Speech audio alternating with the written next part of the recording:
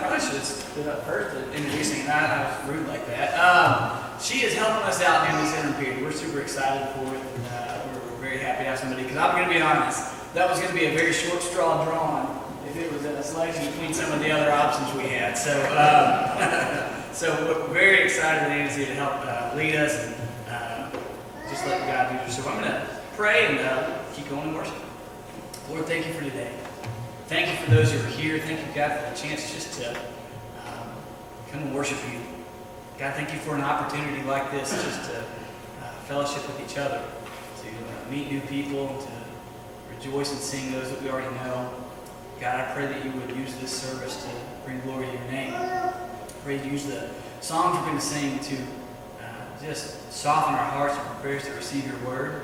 And I pray that God, as we do hear your word, we don't listen to it for anyone else. We listen to it for ourselves, that we can receive whatever you have to say to us. We love you so much, God. It's in your name I pray. Amen. You guys take a moment, find somebody you haven't said hi to yet, shake their hand, tell them good morning.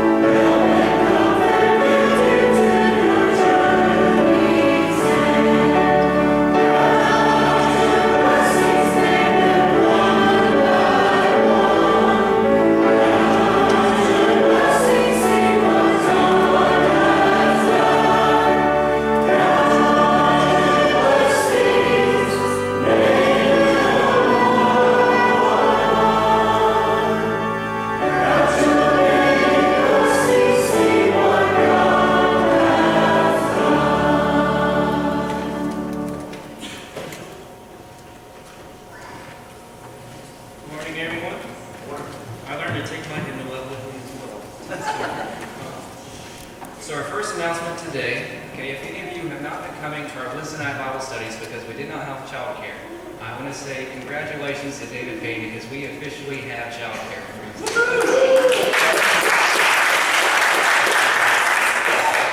Our second announcement, okay, next Sunday on July 9th at 4:30 p.m., okay, you can mark your calendars, we're going to have a meeting for all of those who are interested in helping with finding a new music minister for our church. It doesn't necessarily mean you have to come to be a team committee member or something like that. If you just want to have any kind of input or help in any way, come to our meeting next Sunday at 4:30 p.m. Okay? And then our next announcement, we are in desperate need for a new Sunday school teacher for grades 4 through 6. So if you are interested, please let Collin or myself know, or Haskell, and we would love to have a meeting with you and put you in this role. So that'd be grades 4 through 6, new Sunday school teacher, and we need this by September. And our last announcement, okay, our youth, as of right now, the plan is this Saturday, we're going to go fun yakking on the Hiwazi. So if you're interested in coming to that, we're doing that Saturday. We're going to meet at Oakway Outdoors at 12. Eat before you come, and then please wear an appropriate bathing suit. Be prepared to have fun. All right, and there will be waivers, and the cost will only be $10.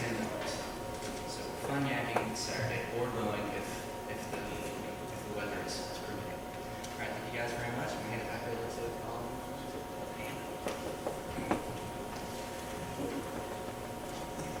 Hymn number 657. It's very appropriate. Stand up for Jesus. Yeah.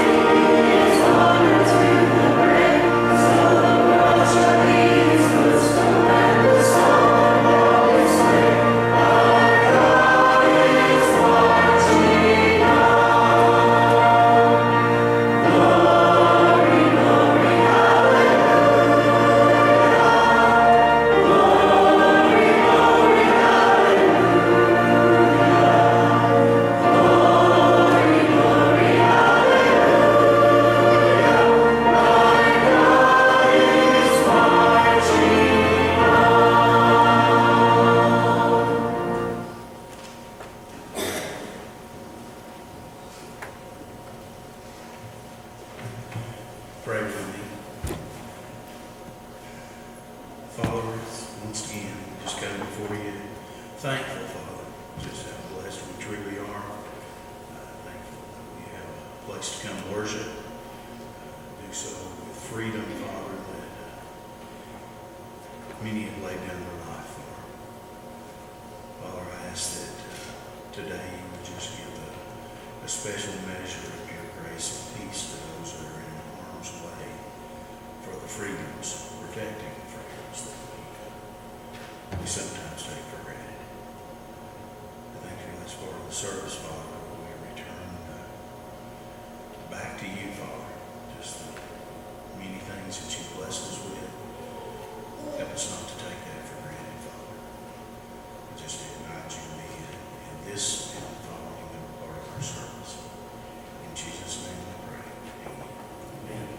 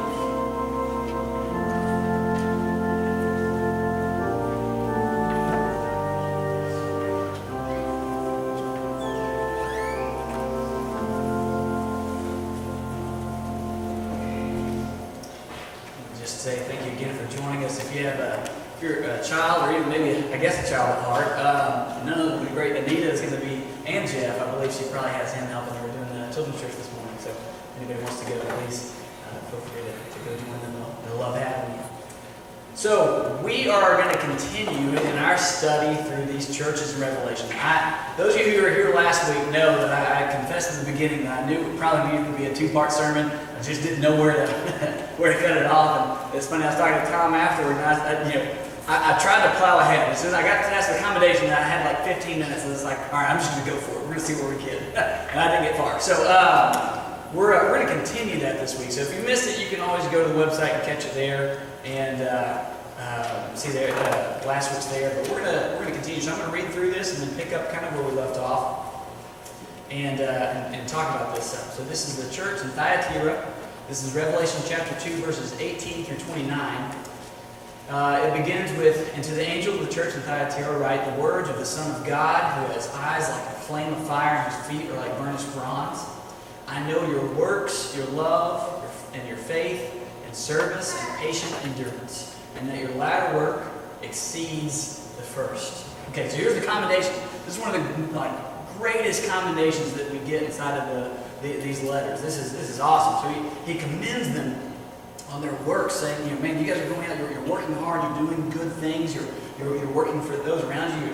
He commends them for their love. This is the very first church that Jesus has commended for their love. So they're loving people where they were welcoming those that were around them. They were reaching out and just growing in love with each other. He commends them on their service, which was, we learned that was about the way that they engaged the community around them. We talked about how that's such a neat thing, that this was a church that was impacting its community. They were actually going out and trying to help, trying to do things. And we gave this, it made us think about the thought of, if a church went out of existence, would the community be impacted by it? If a church stopped being, what would happen to the community it's in? If the answer is nothing, then that church had failed to serve its community. Does that make sense?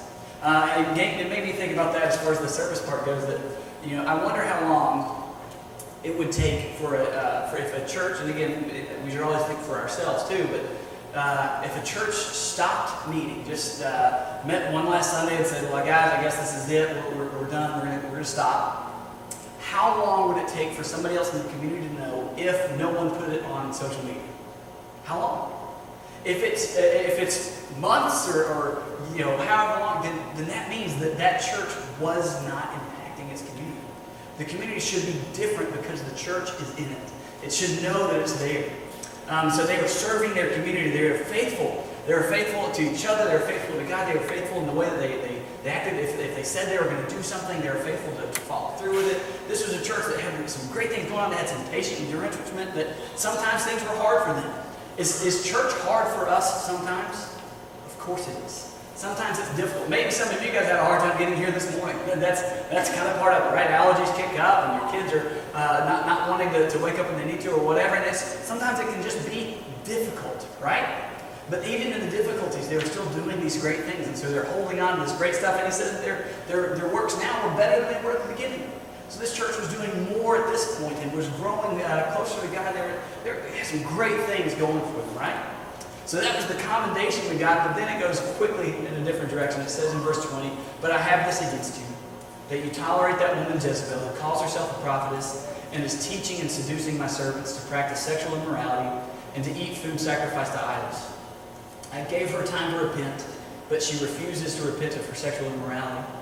Behold, I will throw her onto a sickbed, and those who commit adultery with her I will throw into great tribulation unless they repent of her works, and I will strike her children dead. And all the churches will know that I am he who searches the hearts, searches the mind and the heart, and I will give to each of you according to your works." That's what we're going to pick up. We ended up talking about what Jezebel was doing, that she was deceiving these people. They allowed this person, and then we talked about the fact that this is probably just a name that they took from 1 Kings. It's not really probably this person's name, but they're relating her to the evil king's wife, Jezebel, in 1 Kings. And nonetheless, this person rose to a position of leadership. She called herself a prophetess, and she was there and teaching the people of this church, at least some of them, that they could practice a lot of very terrible things.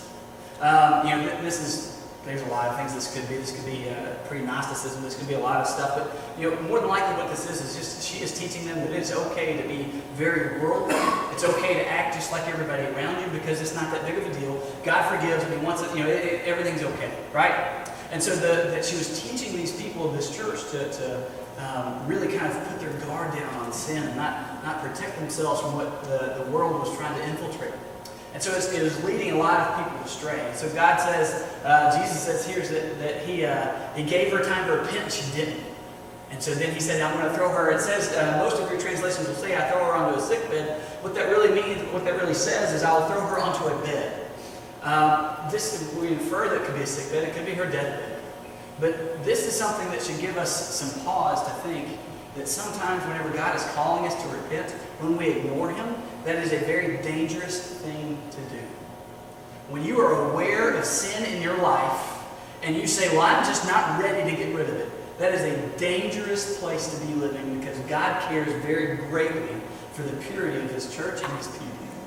And He cares very dearly for the fact that He wants you to grow closer to Him. So allowing sin to just be in your life because you're saying, well, I'm just not ready yet. I'll deal with that next year, I'll deal with that next month, or I'll deal with that next week. I'm not there. Be very careful taking that approach to sin. Because God says, I gave her time and she did not. And now there is trouble that comes her way. He says, I'm going to throw her onto a sickbed or a deathbed because of the fact that she refused to repent.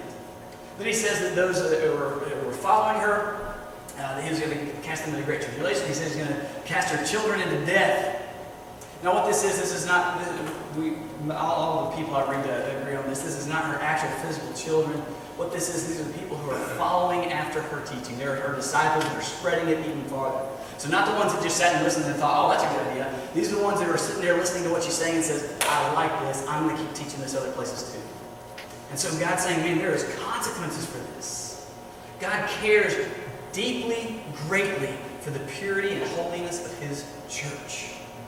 It is never something that, we brought up the fact last week of 1 Corinthians chapter 5 where you have the church that's bragging about this audacious sin that's happening in their midst. They have a man who is sleeping with his stepmother and they're bragging about it. And it almost makes you wonder, what are they bragging about? And I think that the answer is this. They're bragging, look how gracious we are as a church. That this guy's in this and we are still loving on him. We are still just, right there with him. That's not love, church. It's not love to pretend like something that is sin is not sin. It's not love to ignore sin in somebody else's life. It's not. Because what you're doing is you are enabling somebody to have something in their life that is destroying them. Sin kills. That's what we read in James, right? All sin leads to death. That's what it does. It destroys us. So watching somebody just actively pursuing sin and saying nothing or doing nothing about it is not an act of love, it's an act of hate. And so what we saw here is Jesus stepping up and saying, I will not allow sin to run rampant through my church because that will destroy those that I have paid so dearly for. Right? Jesus, he steps in here and he gives them this incredible warning of, listen, I gave her time to repent, I've given these others time to repent, now there's action coming. So let's move on to the next part that we didn't get to last week. We're going to start now with the new things. And it says at the end of verse 23, and all the churches will know that I am He who searches the mind and heart. I think it's interesting that he puts this here. Because what Jesus is saying is, look, I'm going to come in here, and though this church has many other great things, a lot of times that's what we do, right? We like to maximize on the good stuff. And we'll say, no, we're doing this and this and this and this, right? Just ignore the other things. Of course there's other stuff. But Jesus says, yes, these things are good. Your love, your endurance, your patience, your service to the community, those things are good. But this is bad. And so he comes in and he acknowledges it, he sees it, and he says, I'm going to do something now. This is not going to continue going on. And he says that part of why he does this is that the other churches would know that God is the God who searches the minds and hearts of the people. It makes me think of, sometimes we see this happening in our government, we see this happening in our children, right? Where you set an example of something you never want to see happen again, and so the punishment might be extra creative, or it might be, very visible. If somebody does something super dangerous, then you want to make an example of something to say, we will never have this happen again because it's so bad for you, right? It makes me, I think of some of the things that Sully, he's funny, he's creative in the way that he does wrong things. One of the things he does, he likes to, Ashley always says that he's just like me. So just so you know, whenever I talk about Sully, it's she sees me in him. I don't know what she's talking about. One of the things, he gets fixated on things. When he wants to figure something out, he has to do it, right? And so, even if we tell him not to or whatever, the other day I had a clog in our sink in the kitchen. Okay, and so before I went in and took any pipes or anything like that, I went and bought a brand new plunger because I was going to see if I could just push it through and just try that. So I had it, tried it, didn't work, so it was just kind of sitting on the side. Well, Sully was looking at it, and he was trying to mess with it. And I asked him, said, hey, don't mess with that. He said, well, I'll put it up for you. And she's like, well, that's sweet, okay. Well, the next thing she knows, she came in the bathroom, and he's sitting there in the toilet just going crazy with it. I mean, he knew it went in the toilet, and he had to figure out how it worked. And he was getting, there was water everywhere. I mean, it was awful. And it's one of those things where it was just, it was great. So we took a moment there to give him, he had to sit time out in the middle of the living room and he was watching things. And we were telling you that wasn't that dangerous, but sometimes when we tell him not to mess with something, it's because it could hurt him, right? So we want to be very careful about the things that we do. And we want to make sure sometimes that he knows. Sometimes, was that dangerous of a thing? No, it wasn't. But the fact is that could have been something. So that was something where we made an example of that situation to make sure he understood that he has to listen to us. Jesus is saying here that I'm coming to this church not only because there's sin there and I care about that, and I will not allow my church to be spoiled. He also comes here saying other churches need to see what I'm doing here so that they know that not only do I care about sin here, I care about sin where they are. Can you imagine being a church in existence at this time and hear about this? And they probably all knew about it, right? They probably, if they're anything like churches today, they know the things that are going on in these other places. And they're like, oh, could you believe? I'm sure there's some, let's just be honest, there's probably some good church gossip going around, right? Could you believe that? Man, they allowed Jezebel to start teaching Sunday school. Did you hear that? Man, they made her say, they started her doing this stuff. She's doing all these things. And they're talking about it. And then all of a sudden, the next week they hear, hey, Jezebel is sick and dying. And all those who were spreading that stuff around too, they're dead. Can you imagine what a meeting that would be? Where they're saying, wow, Jesus cares about sin. And so he's saying, I'm making an example out of this so that other churches can learn what I'm going through.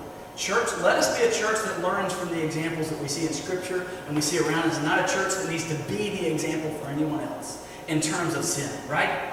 Let us care about sin. Let us not guard it and protect it and hide it or sweep it under the rug. Let us deal with sin. Because that's what God calls us to do. It's never love to ignore or pretend that sin is something else.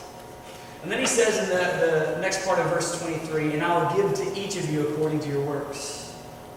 So this is a good and bad thing, right? So what he's saying here is to these people, I'm not going to punish those who have not done the same things, right? I'm not going to give to these who have been strong or whatever. I'm not going to punish them for the works that these others were doing. But he's also saying that there are consequences that come with our actions. We forget this a lot, don't we? I read Scripture and it's so easy to see cause and effect as far as looking objectively at somebody else's life. Where you see poor choices and then poor consequences come and you see this. But then when it comes to my own life, a lot of times I'll say bad things can come into my life, or I can be doing bad things, I can choose wrong things, I can focus on wrong things, and I'll think nothing bad will come to me. Nothing bad is going to happen on my end because, I'll be fine. But you see a very, and please don't hear me saying that grace and mercy don't exist. They do, because if it wasn't for the grace of Christ, none of us would be sitting here this morning, right? We would not have made it to this building because we require grace for every step. And God does show us mercy, and we certainly do not pay directly for every sin that we commit, do we? I have not been directly punished for absolutely everything, but God does deal with sin.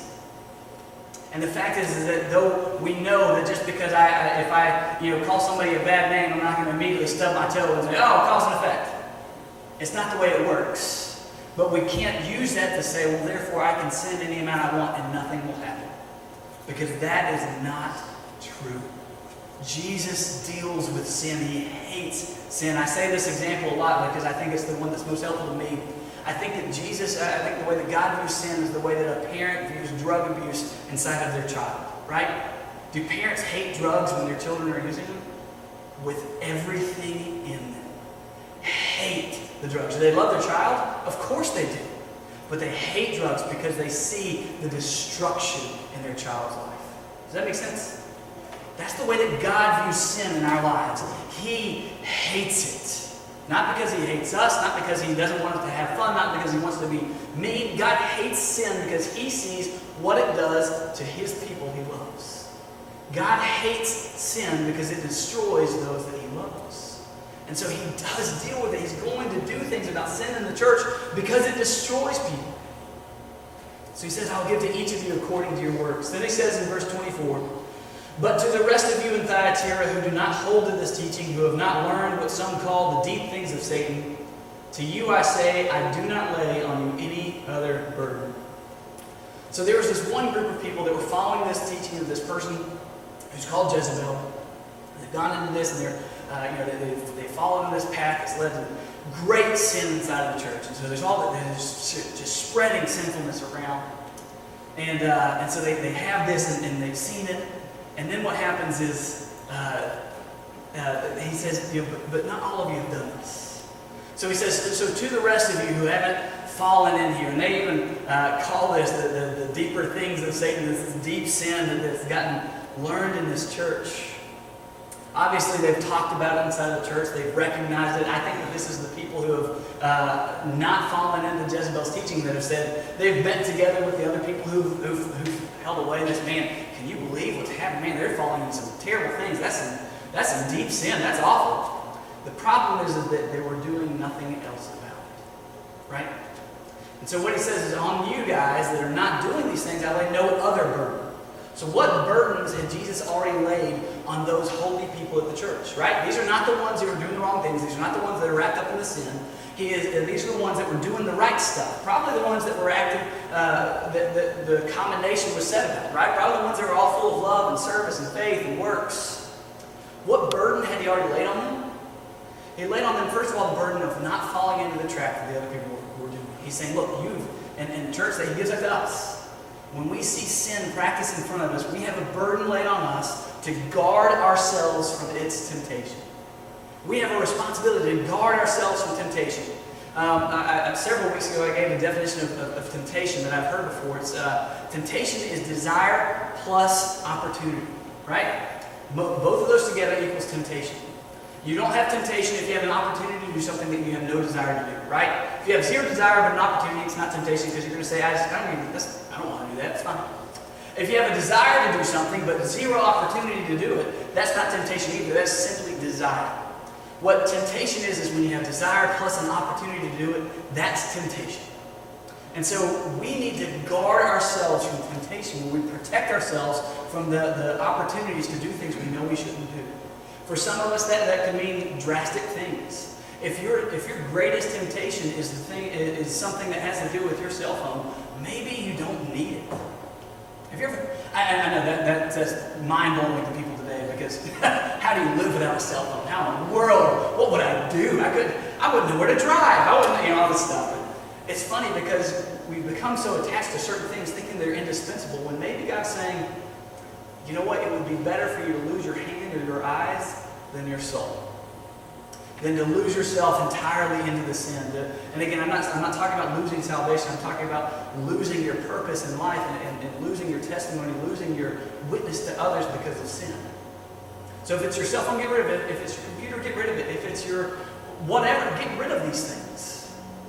That's how you guard against temptation, is you eliminate opportunity. And then you don't stop there. You also have to deal with desire. You go to God and say, God, I'm wanting things I shouldn't want. Help me.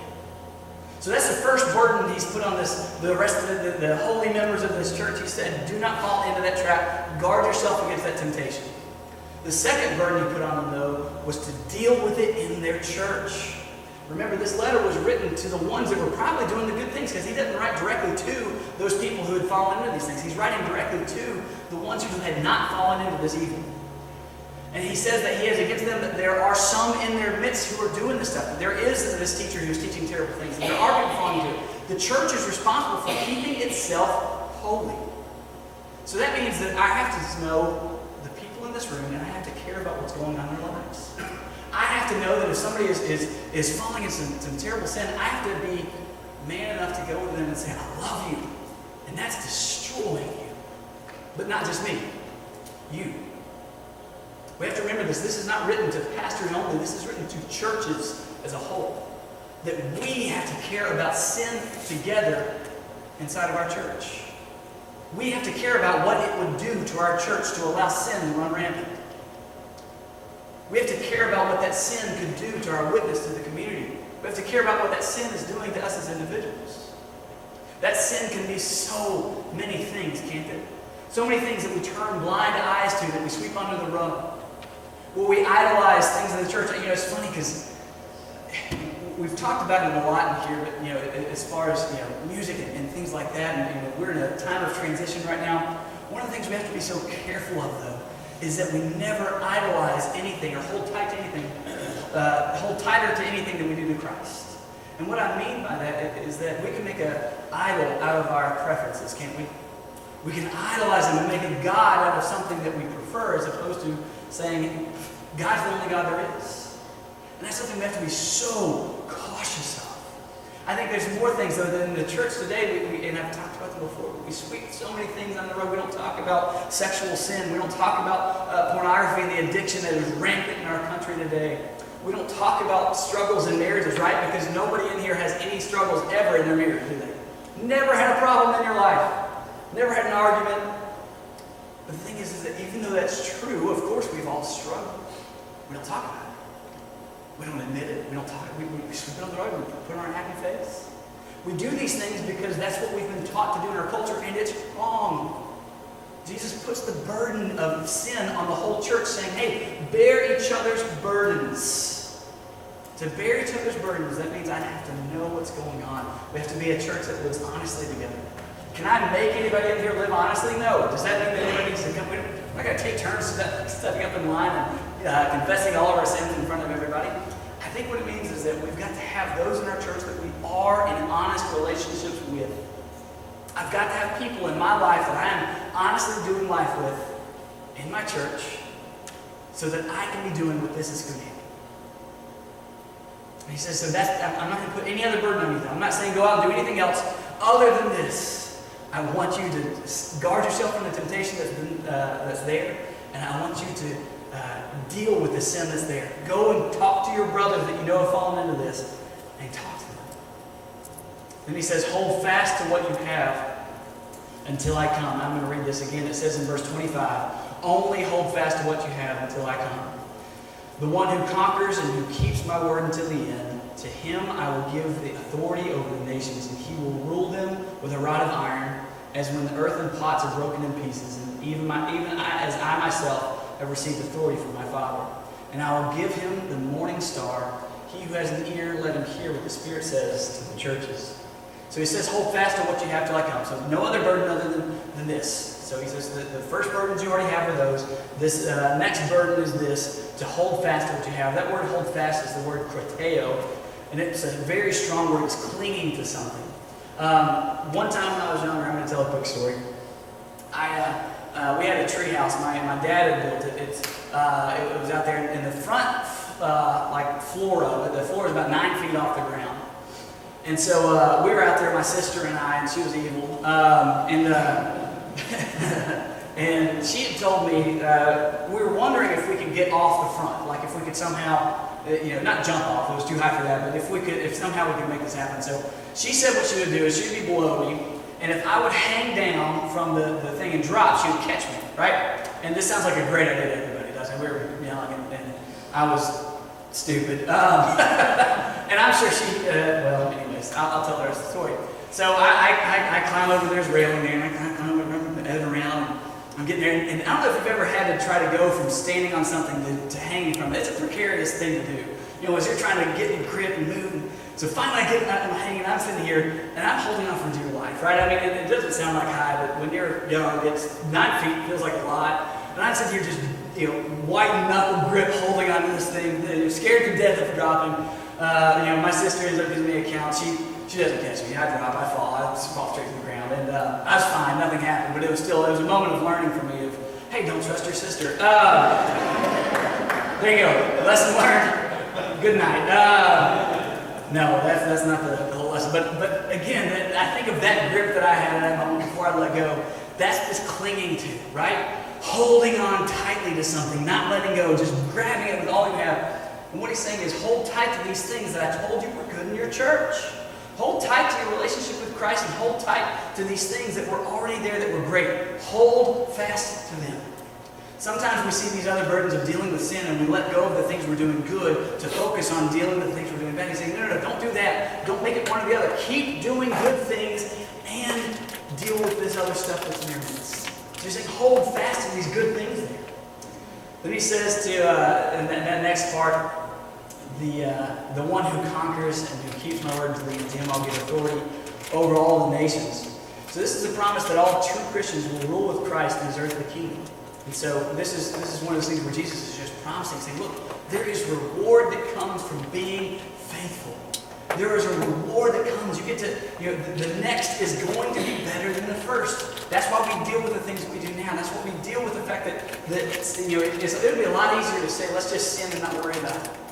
It'd be so easy, but he's saying, look, it's worth it, people. A, sin destroys you. B, the next is better than the first.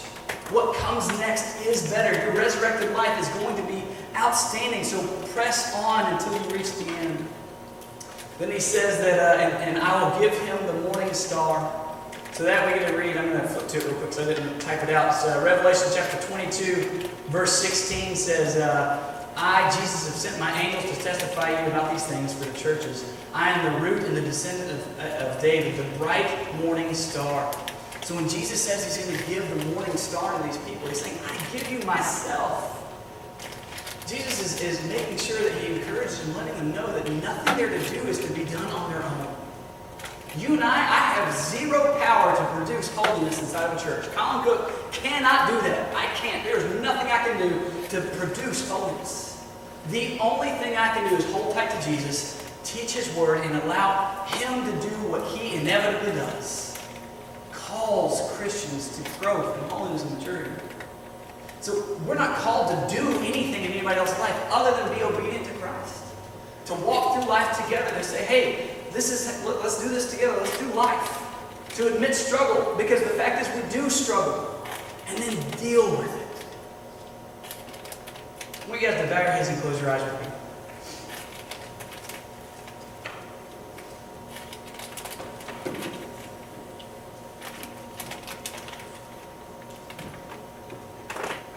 The first thing I think we need to recognize as a church this morning is we need to ask ourselves, what do we look like in terms of what this church was doing right? The good people of this church were working hard. They were working to the point of exhaustion sometimes in the things that they were called to do. Church, are we as a whole working? They were commended for their love, that they were a loving congregation that was so accepting of each other, and they were welcoming of new people. They were a loving congregation. They served their community they were in. They were faithful. And they were patient.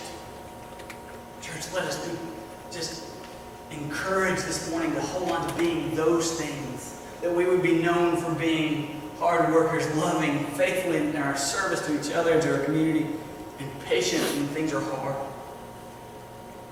But let's take a warning here from where they were warned. They allowed sin to grow and become a terrible cancer in their church.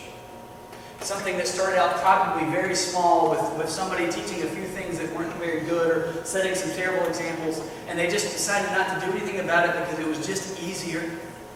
And that grew as sin inevitably does. The Bible compares it to leaven, where it works its way through a whole lump of dough. He says, look, this is spread. We need to take this warning and say we have to care about sin in our church.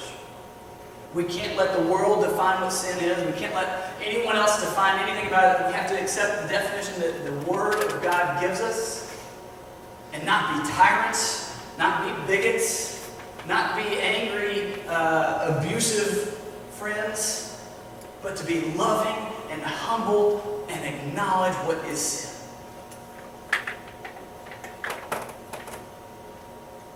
I want to ask you that as we spend a few moments in prayer and in response, if there's anybody in here who does not know Christ as their Savior, if you're hearing this and you're thinking, I don't know anything about this relationship stuff with Jesus. I've never had that. I've never had this forgiveness of sin. I've never had a call to growth. Then I want to beg you this morning to come forward. Please talk to me. And I pray that you would accept Him as your Savior.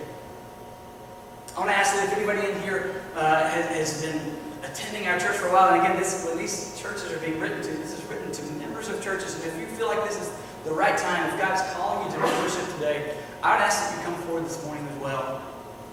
Let us take some time to talk to you and tell you about what our church is about, and we'd love for you to know and let us walk through that process of membership. Maybe some of you in here are just struggling, and as we read in the end of James, where he says if anybody is sick, to come forward and let the elders of the church anoint him with oil and pray for him. Maybe some of you in here just need prayer. I would ask that you have the courage to walk forward, and not just me. We have several people who would love to just pray with you if that's all you would like.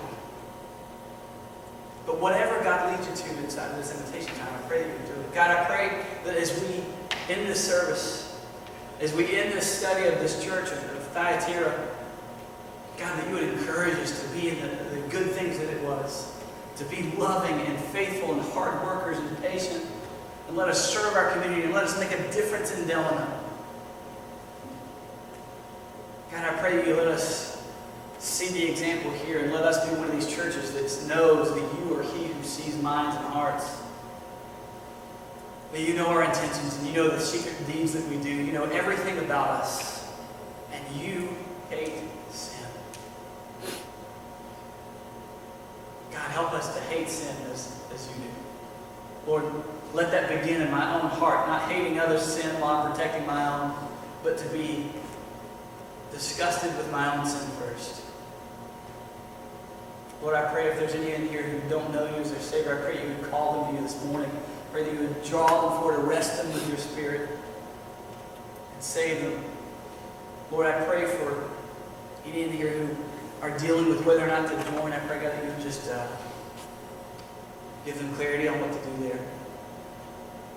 Lord, I pray also for any who need prayer here, that you give them courage to walk forward and trust that prayer means something, that prayer does something because you say it does. And I pray that we have an opportunity to pray for any in here who need it. It's your name I pray.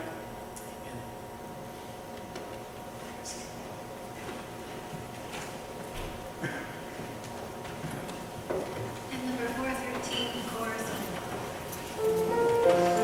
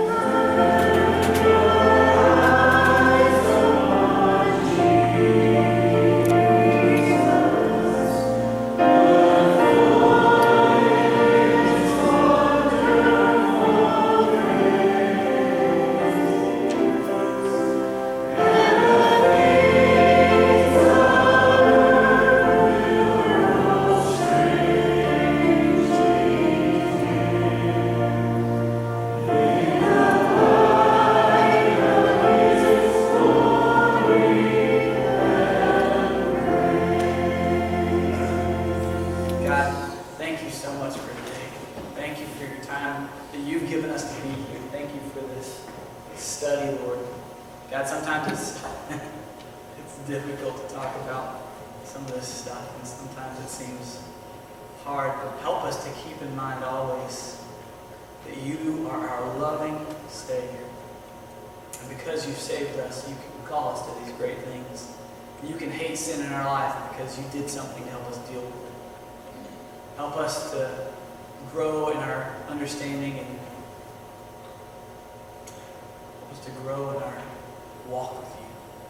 We love you so much, Lord. In your name I pray. Amen. Before we, I'm calling an audible here because I forgot something earlier. I need to ask you guys to sit down for a second, and we're going to do something special. Dustin, I know you're just so excited that I totally forgot to bring you up there before my message.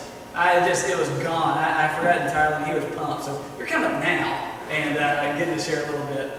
Don't worry, this is not the full thing. So I know people are like, it's 11:59. We can't do this now. But yeah, I didn't figure too much. Sorry. Good morning. God is good. Amen. This was just a short thank you. Try to keep it short.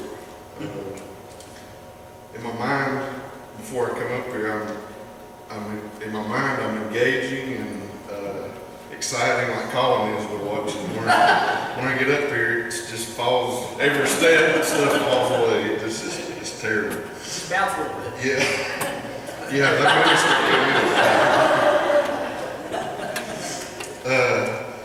I just wanted to say a quick thank you to everyone.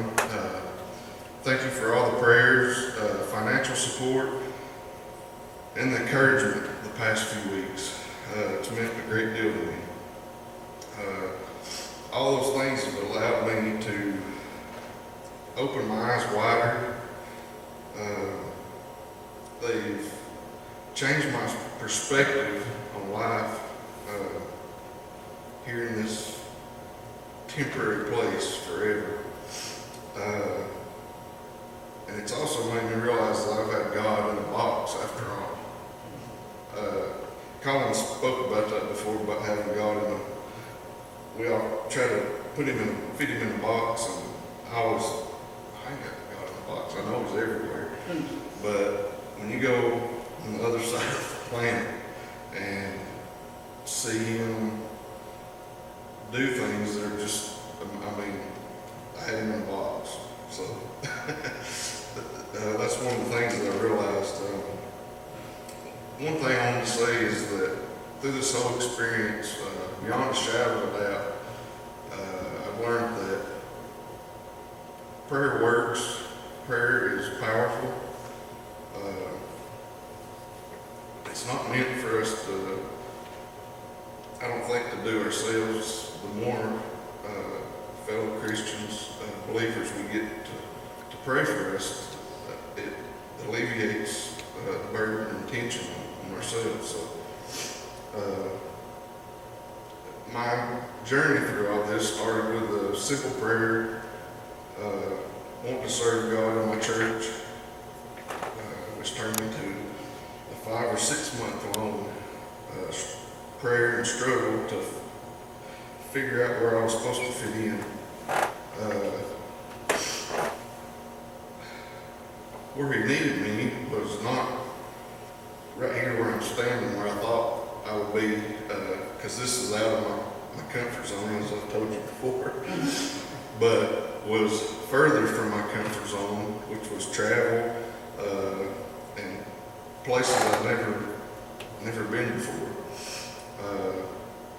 But I stepped forward, and now I'm better for it. I'm a stronger person for it, and y'all are a huge part of that, and I want to thank you. One more thing, I had so many things happen to me while I was there, and I spoke in Sunday school this morning. I didn't take a pen and paper with me. If anybody ever does anything, goes on a mission like this, take something to write with, because every day at the end of our travels or while we were traveling, we spent a lot of time in the van, driving back and forth to our hotel or where we were staying with some missionaries. You have so many inspired thoughts that they'll leave you. they leave me anyways, and I've prayed for those to come back, that as I look through pictures that I've taken, that I'll get those thoughts back that I can put down and share with all y'all, which Jennifer, Tyler, and I are going to put together a presentation to do. I think we're going to do it on a Sunday morning when the majority of everybody can see it, take something from it. So I took 400 pictures myself, and then, so I'm sure there's 3 times that many. But one major thing that happened to me while I was there.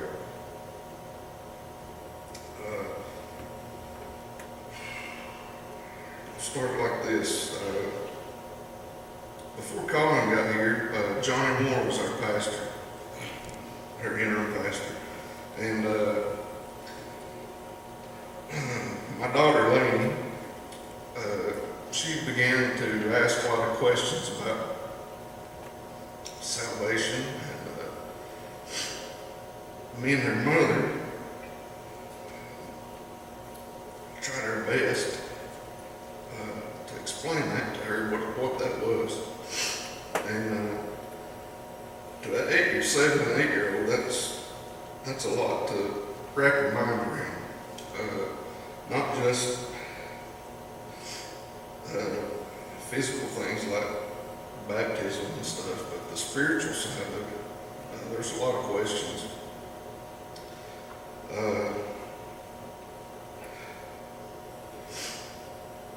But we've been praying for a long time, and a lot of y'all already know where the story goes, but this is from my perspective. When we got to a town, the second town we went to in Kenya was called Kisi. We stayed with 2 missionaries there named Carrie and Randy. They're both retired. They've been living there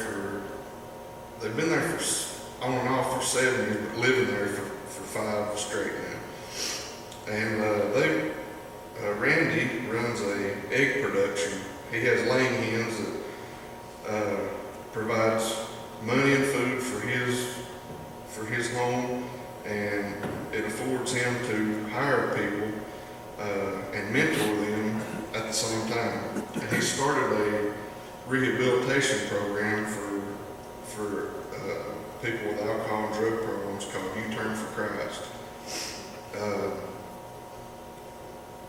But we stayed with them for 3 days, and they're amazing people.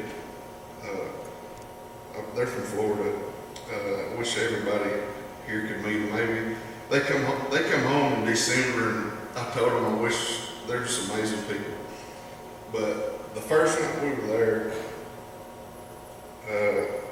we were sitting there. I told the Sunday school class this morning, they just have had electricity for 2 months. They just got it 2 months ago. And the first night we were there, the lights were on. We were sitting there all around the table. Carrie cooked an amazing dinner for us, and we were eating, and the lights went out, and it was pitch black dark. So she had a little LED light she turned on that lit up so we could see each other and talk. But we were talking, and she said, "Okay, who's been to Kenya before? Who's been here before?" So my whole team raised their hands except for me, and so it singled me out. So she points at me. She says, "I want to hear your story." So I told the story, same story that I told you all before I went on the mission trip, and I told her she asked me what the hardest part was about stepping forward and towards the opportunity that God had opened for me. And I told her, the hardest thing is leaving home and not knowing that daughter and Sawyer, which is 3, are not saved. I told her it was a burden that was, it was the only thing that was bothering me about leaving home. Because if something happened to me, which it doesn't matter, but I wouldn't know that they were saved. So, anyways, afterwards we said a prayer and Carrie prayed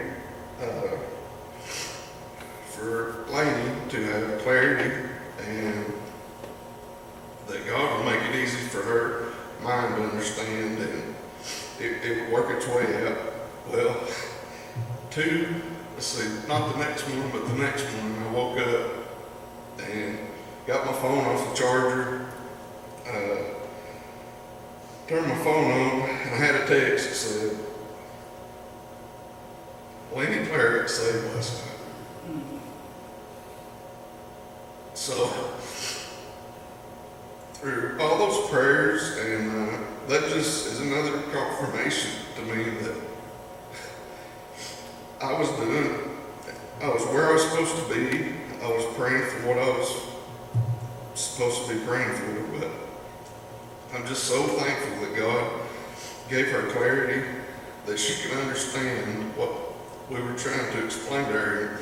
And maybe that was God's purpose all along, was to get me out of the picture because I was confusing her. But that might have been took me to get to Africa so she could understand. So.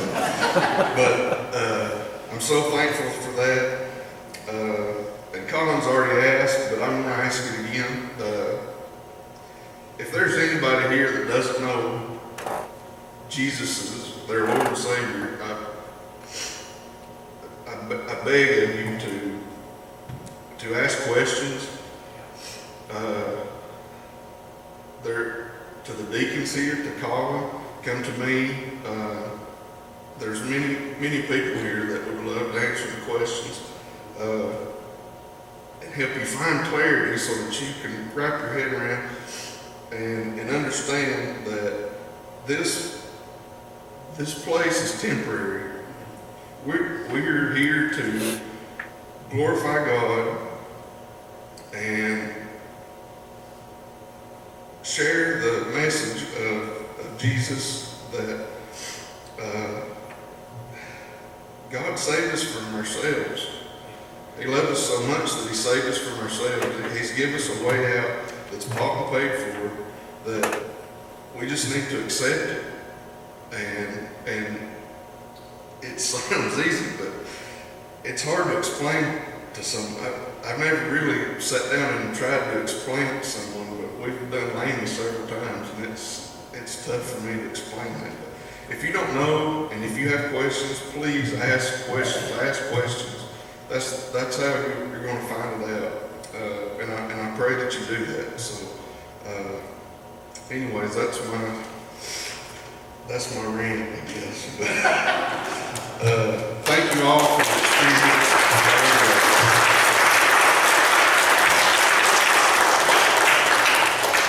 He looks more Kenyan, doesn't he?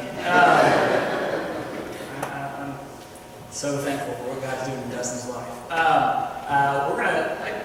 think we'll skip our last song. That's not gonna be you.